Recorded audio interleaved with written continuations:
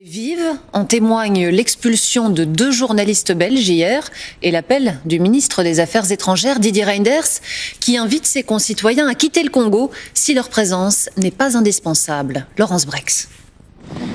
Ces images ont été tournées discrètement dans l'aéroport de Kinshasa par une équipe de la VRT. Ils sont accompagnés par des services de sécurité congolais jusqu'aux portes de l'avion qui les ramènent en Belgique. Est-ce qu'on comprend déjà pourquoi on est expulsé? Pour toute explication, leurs visas ont été annulés et ils ont reçu un procès-verbal de renvoi qui les déclare indésirables sur le sol congolais. Peter Verlinden était à Kinshasa depuis mercredi avec un visa en règle, mais il n'a jamais reçu les accréditations nécessaires. Le ministre de l'Information, Lambert Mende, a donné une petite explication par Twitter en disant qu'on était illégalement sur le sol congolais, ce que je nie tout à fait parce que nos visas étaient tout à fait en règle.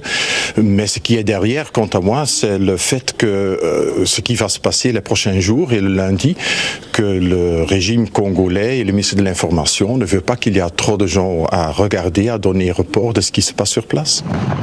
Le Congo est un pays que ce journaliste connaît très bien. Il y effectue régulièrement des reportages depuis près de 30 ans, mais c'est la première fois qu'il est expulsé.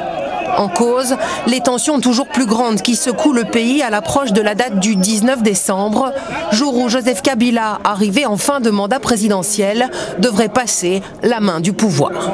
C'est un signe qu'il y a beaucoup plus derrière. Le régime est en train de devenir beaucoup plus dur qu'avant. Il y a beaucoup plus de mesures répressives envers des gens de l'opposition, la société civile, les jeunes. Et ce que je crains, c'est qu'il prépare quelque chose encore pire.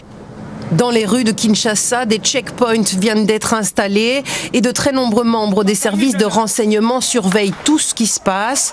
La situation pourrait rapidement dégénérer, ce qui a poussé les affaires étrangères à conseiller aux Belges qui le pouvaient de quitter le Congo.